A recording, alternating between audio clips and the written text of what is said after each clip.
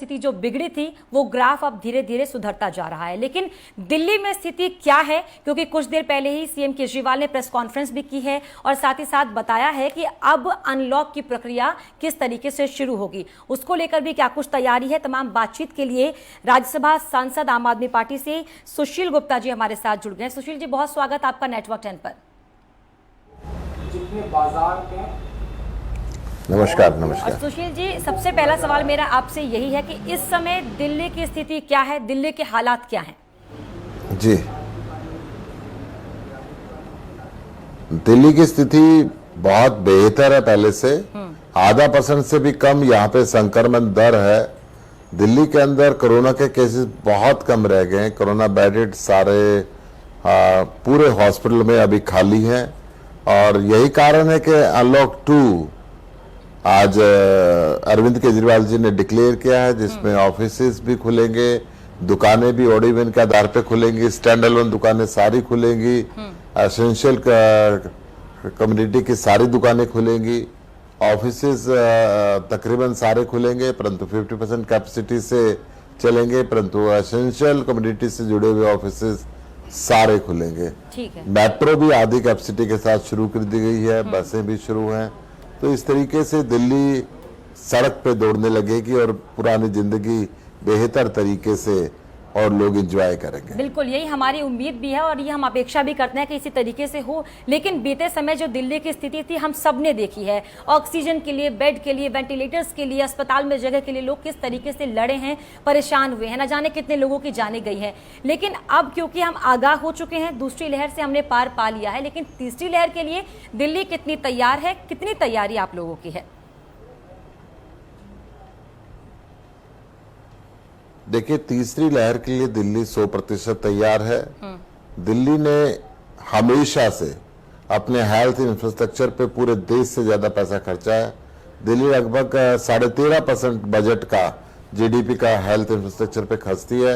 दिल्ली के अंदर कोरोना बेडों की कमी नहीं है, आईसीयू बेड्स की कमी नहीं है, दिल्ली के अंदर वेंटिलेटर बेड्स की कमी नहीं है। ब्लैक फंगस के लिए जो इलाज की एलएनजेपी हॉस्पिटल और बाकी हॉस्पिटल के माध्यम से पूरी तैयारियां दिल्ली के अंदर चल रही हैं, उनका पूरा मुस्तैदी से इलाज किया जा रहा है। कोरोना पे लगभग विजय प्राप्त की है जब 0.5% से कम लोग रहे। तो इस तरीके से अगर तीसरी लहर आती है, जो विशेषज्ञ मान रहे हैं कि तीसरी लहर आएगी और तीसरी लहर आती है, तो दिल्ली पूरी तरीके से तैयार है। अरविंद केजरीवाल जी के नेतृत्व के अंदर दिल्ली सरकार 24 घंटे दिल्ली वासियों की सेहत के लिए फिक्रमंद रहती है और उसके लिए जो बेहतर से बेहतर उपाय कर सकते हैं वो कर रही है। बिल्कुल। और सुशील गुप्ता जी, कोरोना महामारी से लड़ाई में सबसे ज्यादा महत्वपूर्ण अगर कुछ है तो वो वैक्सीन है, और वैक्सीनेशन को लेकर दिल्ली में क्या स्थिति है ये आपसे जानना चाहूंगी। साथ ही कई बार आम आदमी पार्टी ने आरोप लगाए हैं केंद्र सरकार पर कि सफिशिएंट जो वैक्सीन है वो नहीं मिल पा रही है दिल्ली को। कई बार प्रेस कॉन्फ्रेंस कर कहा जाता है, क्या अब सफिशिएंट वैक्सीन है दिल्ली में लोगों के लिए? नहीं, देखिए, दिल्ली हमेशा कहती रही है, अरविंद केजरीवाल जी कहते रहे कि देश के लोगों को वैक्सीन की जरूरत है। कोरोना से अगर विजय प्राप्त करनी है तो वैक्सीन सबको लगनी चाहिए। हमेशा से दिल्ली सरकार ने विरोध किया था कि एक ही देश में 2 प्रकार के रेट नहीं होने चाहिए, केंद्र सरकार के अलग रेट, राज्य सरकारों के अलग रेट, ये स्थिति नहीं होनी चाहिए।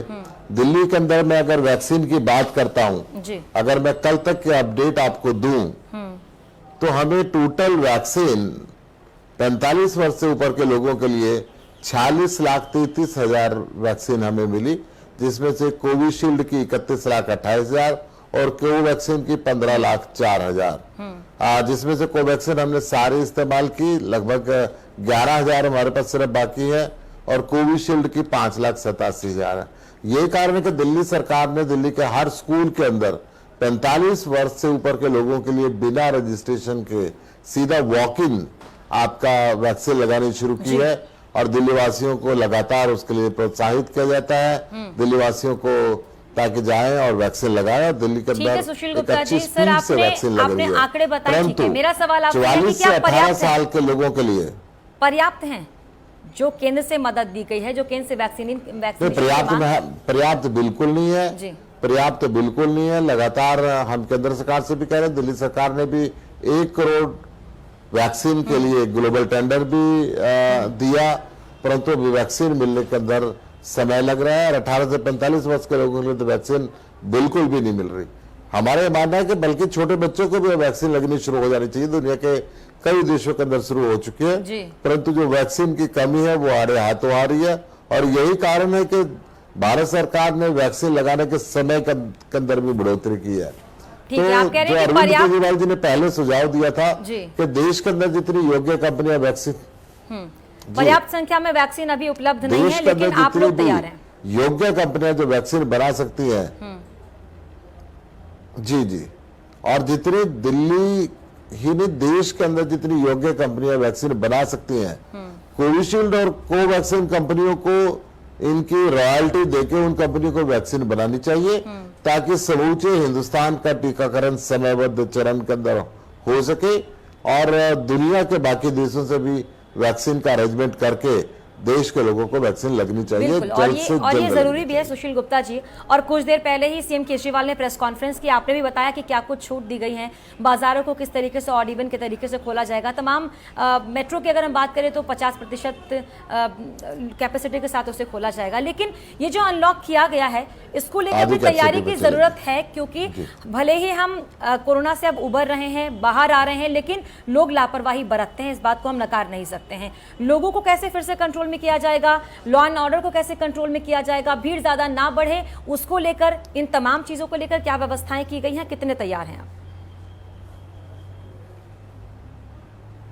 देखिए, जो हमने अनलॉक की प्रक्रिया आज अरविंद केजरीवाल जी ने घोषणा की है, इसके अंदर मास्क अभी मैंडेटरी है, सोशल डिस्टेंस को मेंटेन करना, 2 गज की दूरी को मेंटेन करना वो मैंडेटरी है।